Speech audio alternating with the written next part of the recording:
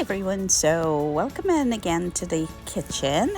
We're gonna do some curry chicken, quick curry chicken for lunch. So here I have the chicken all prepped. I'm adding some green seasoning. It's my gold, liquid gold. Uh, you know, onion, garlic, herbs, peppers, just lots of greatness. And here is the curry mix or the curry paste. So I have green seasoning, curry powder, some masala, roasted cumin, and of course the curry powder in there. I added also some additional chopped onion, garlic, curry leaves, and some red and yellow peppers.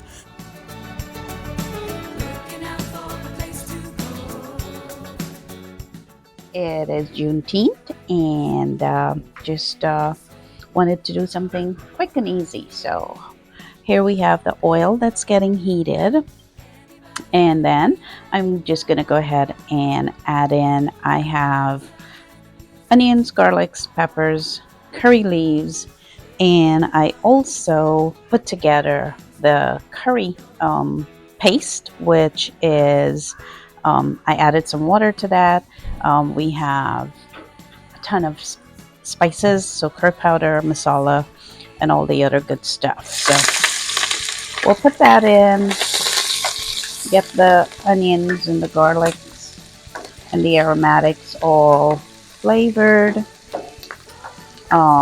get them translucent, get that flavor to melt, and give it a couple of minutes, and then I'll go ahead and add in the curry paste, as I said, that have curry powder, masala, jeera, which is ground cumin, roasted ground cumin. I also have in there some of my gold, which I call gold, is actually the green seasoning that have even more onion, garlic, herbs, and some chili peppers. So this is nice and translucent. Just get the flavors melded, and then I'll go ahead and toast in also the curry paste. And I like to add a little bit more. Some people cook the curry paste dry. I like to have it with a little bit of water. So that's what I did here. And we'll get this going nice and toasted.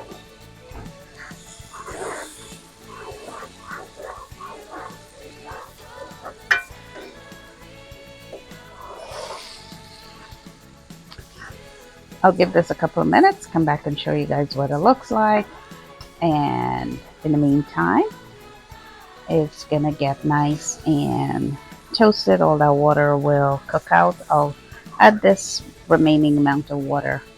Everything is, precious, so we'll add this as we go along and let it cook out. And it smells delicious already. So we'll come back in a few minutes. So the secret to a great curry is to allow that paste to cook through and get nice and toasty, and it releases all of the flavors of the aromatics. And so once my trick or my sign to start adding in the meat is when I see the oil starts to bubble up. I know all of the water has been evaporated and that curry paste is nice and toasted. And the goal is to, oh, this is smelling so delicious, you guys. The goal is to make sure that this paste is toasty so that all those flavors are released into whatever meats or vegetables you're gonna curry. So again, lots of great aromatics in here. Give it a really nice texture and flavor. So, yep. I think this is about ready to add in that meat.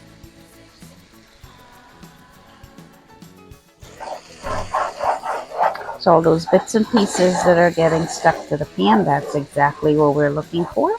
So I'll go ahead and add the chicken. And so in here I have seasoned up, washed and seasoned up my chicken, and I've also added some potatoes. So we're gonna have potatoes with the chicken. So I'll go ahead and add all of that in, and you can see the chicken is nice and seasoned up with green seasoning that I've added previously. And so I usually add garlic salt. So I'll go ahead and, as a Guyanese, I eyeball everything. There are no measurements, but maybe 2 to 3 tablespoons of salt. Less if you are watching your salt diet. And then I also like to add this organic no salt seasoning from Costco, which have a lot of other herbs in it, so it flavors it up very nicely. And I put about 2 tablespoons of that. And then I also will be adding some red pepper flakes because, and again, a little bit to get a kick in that curry. So if you don't like chili peppers, don't add it. But as a Guyanese, we definitely love spicy food. So the spicier the better. And so I will give this a turn, get all the chicken coated with that nice seasoning blend that we have. Get everybody nice and happy. And then from here on out, it's pretty much walk away, It will boil and get cooked nicely in maybe about 30 minutes or so. So everybody's nice and happy. Everybody's got seasonings and curries all mixed up, every piece, every potato. And that's pretty much it. What I'll do is I'll give this a cover, lower the stove down, and let all that water from the chicken get released. And once that water is released, I'll go ahead and add some more water and let it boil down and simmer and get a nice gravy. But for now, I'll let it go, and I will come back and check in on it in maybe about 10 minutes. Okay, we are gonna check on this curry once more and see what it's doing. Looks very nice. A lot of that water has been released from the chicken, and that's what we want. We don't want any of that original chicken water be there. So I'm gonna let this cook down some more before I add additional water to get a really nice gravy. And let's check in on the potatoes. That's also boiling nicely. So I think the size of the chicken with the size of the potatoes, they're both going to boil about the same time. So I don't have to worry that the potatoes will start to fall apart. It will be very nice. Okay, so we'll check on this a little bit later. So we are back. I did add some chili peppers in there, as you can see. So we'll see. Hopefully they don't burst. But this is a good time. The gravy is nice and thick. There's not a lot of water.